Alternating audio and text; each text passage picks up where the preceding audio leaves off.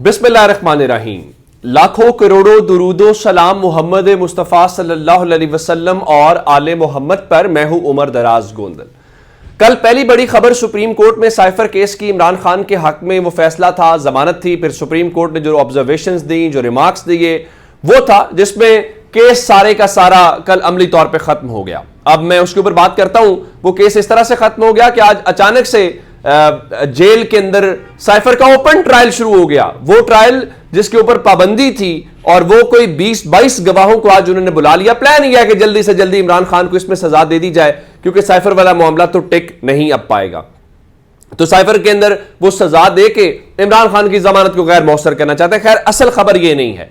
असल खबर आप जानते हैं कि रात को बल्ले का निशान छीनने वाली थी और इलेक्शन कमीशन ऑफ पाकिस्तान ने मुल्क की सबसे बड़ी सियासी जमात से यह कहा कि हम आपको बल्ले के निशान के ऊपर इलेक्शन नहीं लड़ने देंगे, चूंकि आपने इंट्रा पार्टी इलेक्शन नहीं करवाया। पता है कैसे करवाया करें? जैसे मुस्लिम लीग नून करवाती है। पता है कैसे करवाया करें? जैसे पीपल्स पार्टी करवाती है। आपने कैसे, यानी इमरान खान के बाद बैरिस्टर गौहर, जिनका कोई ताल्लुक ही नहीं है, ना वो भांजे हैं, ना भतीजे हैं, ना चाचे हैं, ना मामे हैं, कुछ भी नहीं है मुस्लिम लीग नून की तरह या पीपल्स पार्टी की तरह, तो ये तो नहीं हो सकता ना पाकिस्तान के अंदर। तो उन्होंने उस पूरे इलेक्शन प्रोसेस को जो है वो नल एंड वाइड करार दे दिया। लेकिन अब खबर क्या है? खबर यह है कि जस्टिस आमिर फारूक साहब की अदालत के जो फैसले हैं वो टिक नहीं पा रहे। उसकी एक मिसाल साइफर के अंदर जो इमरान खान की और कुरैशी साहब की जमानत को लेकर उन्होंने किया। अच्छा, एक जुल्म और देखें। कुरैशी साहब जो हैं उनकी जमानत कल से हो चुकी है, लेकिन वो रिहा नहीं हो पा रहे। वजह कह रही, उनको तस्दीक शुदा फैसला मुसद्दिका कॉपी नहीं मिल पा रही। अब खबर आई है कि सुप्रीम कोर्ट से मिल गई। अब वो आएंगे, खुसूसी अदालत में जमा कराएंगे, वहां से रूपकार जारी होगी, और अगर आज रूपकार पहुंच गई तो आज वो रिहा हो पाएंगे, वरना कल वैसे छुट्टी है, परसों भी छुट्टी है, तो 2-3 दिन और नाकर्दा गुनाह की सजा वो भुगतेंगे।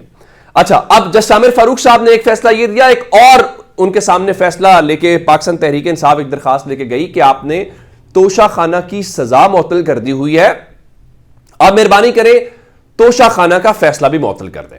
आप फैसला मुअत्तल करेंगे तो उससे होगा ये कि इमरान खान जो है वो इलेक्शन लड़ पाएंगे।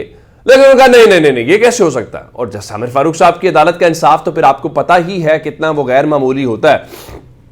तो जनाब, उन्होंने इमरान खान की दरखास्त जो है, पहले तो उन्होंने फैसला काफी दिन महफूज रखा, जो कि रिवायत है उनकी अदालत की तहरीक इंसाफ के केसेस में बिलखुसूस। उसके बाद उन्होंने इमरान खान की दरखास्त खारिज कर दी।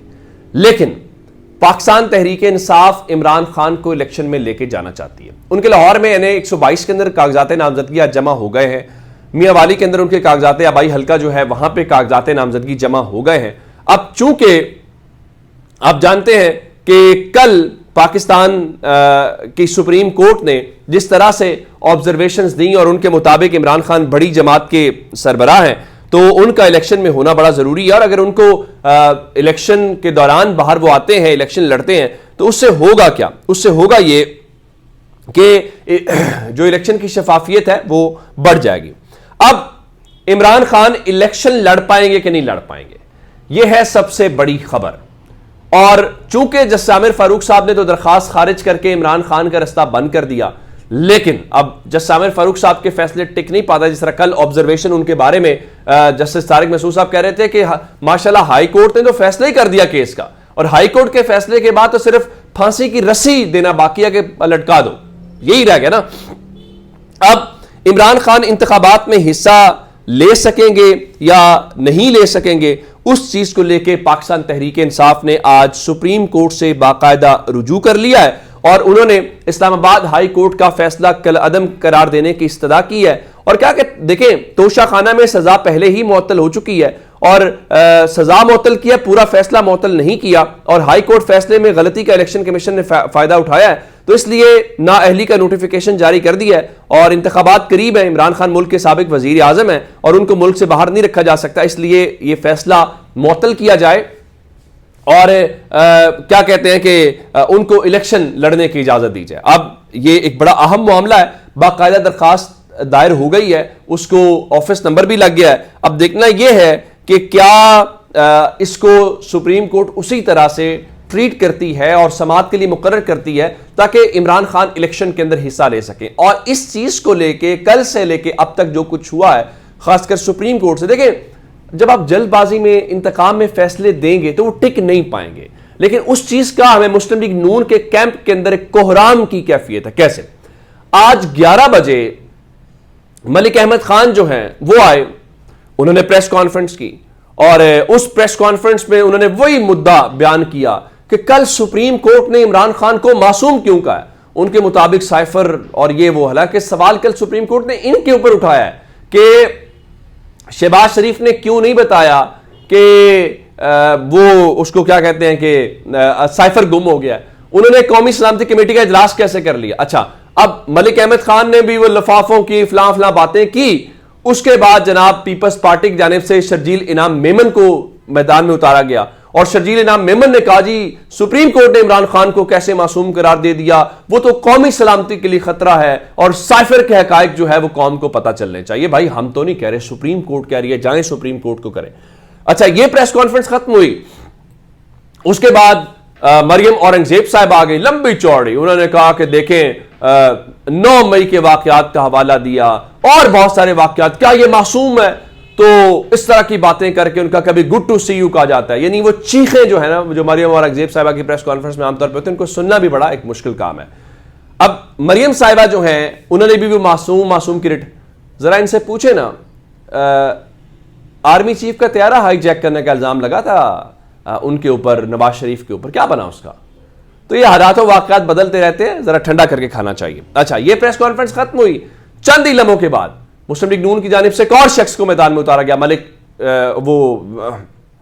मोहसिन शाह नवाज रांझा को।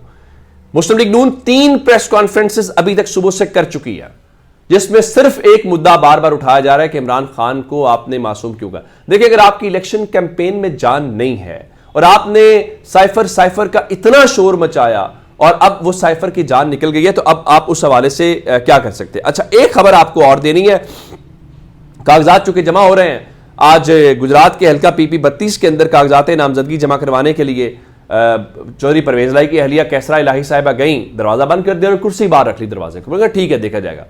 पुलिस ने रोका, आरओ को बाहर आके कागजात लेने पड़े।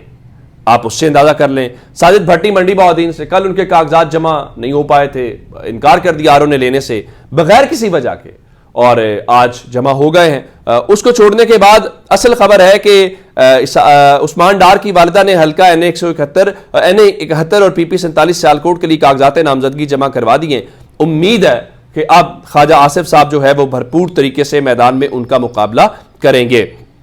अब इमरान खान को साइफर में सजा दें, पार्टी छीन लें, ये करें वो करें, तहरीक इंसाफ तो भरपूर मुकाबले के अंदर वो दिखाई दे रही है। बेशक उनको जितनी भी मुश्किलात है, बैरिस्टर गौहर पहुंचे हैं वहाँ पे अडियाला इमरान खान से मुलाकात करने के लिए, अहम हिदायत लेंगे इस वक्त जो सूरत हाल है। एक आपको और बताना चाहता हूँ, मैंने आपको बताया था कि इलेक्शन कमीशन ने बल्ले का निशान तो छीन लिया, लेकिन टेक्निकली उनको फैसला जारी करना चाहिए था। फैसला जारी नहीं किया, उससे नुकसान क्या हुआ? क्योंकि आज पेशावर हाई कोर्ट खुली हुई थी और पाकिस्तान तहरीक इंसाफ जो है वो पेशावर हाई कोर्ट के अंदर इस फैसले को चैलेंज करना चाहती थी, लेकिन उसकी जब सर्टिफाइड कॉपी जब तक नहीं होगी तो आप उसको जमा नहीं करवा सकते। तो वो कॉपी नहीं मिली, जिसकी वजह से फिलहाल मुसद्दका कॉपी ना होने की वजह से उनको ख्याल है कि अगर हम दरखास्त लेके जाएंगे, कॉपी नहीं होगी तो हमारी दरखास्त मुस्तरद हो जाएगी। तो फिलहाल पेशावर हाई कोर्ट से जो रुजू का मामला है वो भी थोड़ा सा लटका हुआ है, क्योंकि उसके अंदर एक और भी है कि इमरान खान से ये पूछ लिया जाए कि केस कब और कहां दायर करना है, कहीं ऐसा ना हो कि मामला थोड़ा सा गड़बड़ हो जाए, क्योंकि सुप्रीम कोर्ट का भी ऐलान कर रखा है बैरिस्टर गौहर ने।